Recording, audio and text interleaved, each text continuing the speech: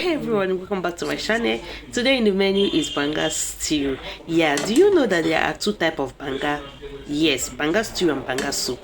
So today we're making banga stew, and for you to achieve that banga stew you have to make it a little lighter, but banga soup is thicker. So this is how we are going to serve it. We're using this banga sauce, okay, let me say banga sauce, to eat rice, and it's only in Igbo land that you see we use different type of banga in eating different type of food, fufu or rice. So the banga, which is the palm nut fruit, I've already cooked it.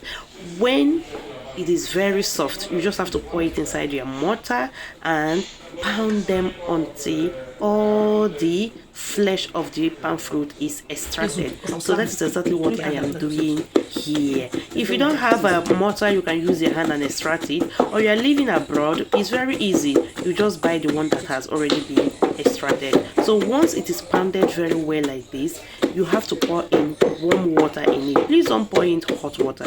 If you pour hot water, it will take much time. Yeah, it means you will find it very difficult to put your hands in there. So pour warm water to it. After all, the banga is still piping hot, and you use your hand and gently extract the flesh from the palm nut.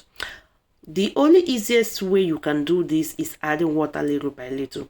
If you pour the water once, you are going to end up having running banga extract, and you don't want that. So take it easy. So the first one I'm going to do here is to extract the palm flesh and the nut from the banga. That's my daughter. She was helping me to do the video. Popping her finger inside the video. So the first one, this is how it's going to be, like very thick. Yes, keep it, don't throw it away. You're still going to extract some juice from there. So I poured it into the sieve and pour in the extract and pour water again gently. Like that, you'll be able to get a thick palm sauce. Yeah, you won't waste much time cooking it in the stove. So I'm going to do the same thing and extract the palm flesh and nut from the banga, and that is it.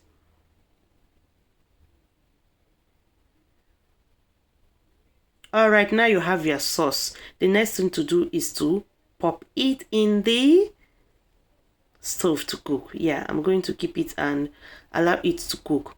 And you need leaves of vegetable for this stew. The popular leaves that we use to prepare this stew is nchuanwu. Nchuanwu is called scent leaf in English.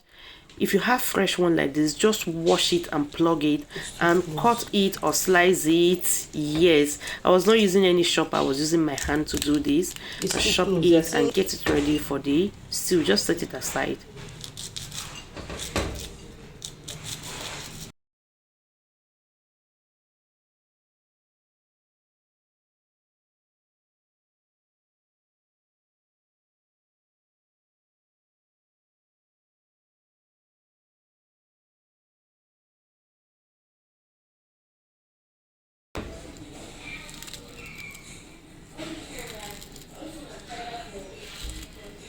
So once that is done, set it aside, and to the mortar I'll be adding some washed crayfish. Yes, you need crayfish, you need pepper. I'm using yellow pepper in this case, and it made the stew to have this authentic aroma. Yeah, yellow pepper is the best. If you get them, use them. So I'm going to palm the pepper and the crayfish and set it aside too. Here the palm fruit is on the fire. It has started boiling, so I'm going to pour in the meat that I have already cooked. I'm using goat meat for this stew. That is another protein that you will use and you enjoy it. I'm using the foot part of it and some flesh of it. Oh, it was so lovely. So I'm just going to pour them inside the stew. Yeah, this goat meat was cooked with thyme, curry, pepper, onions and salt. I don't know how I lost the clip, but that is what I used to prepare it. I'll pop it in the stew and pour the stock from the protein inside there. Now pour in the crayfish and the yellow pepper and stir it a little. Yes, I'm going to add seasoning cubes. You need it, and this is what I'm using. I'm using banga spice. Yes, you can use dawa dawa if you have. Yeah, but I'm using banga spice to cook this stew. Yeah, pour it in or add in the spices and stir it. After stirring it, you have to cover it so that it will continue cooking, because it have to boil until you get that correct consistency that you need, and all this oil will be lighter or glassy instead of this. Before then, I add in my mackerel fish. Yeah, the clip was so short. Yeah, this is the mackerel fish. I add it without you know, pieces in them. I want it in whole. This banga stew is now ready. Next thing is to add the scent leaf vegetable. Add it and stir it, and you are getting closer. Yeah, so let me know, how do you enjoy banga in your place? Do you eat it with fufu or do you eat it with rice? As for us Igbos, we eat it with rice, or we eat it with fufu, but the taste is different or the cookings are different. If you want to use for fufu, then you are going to use different vegetable. Is either you add bitter leaf, or you add uziza, oha, pumpkin leaf. There's every other leaf you can add here minus scent leaf. So it is ready, and this is the texture. This texture is how I love it when eating rice.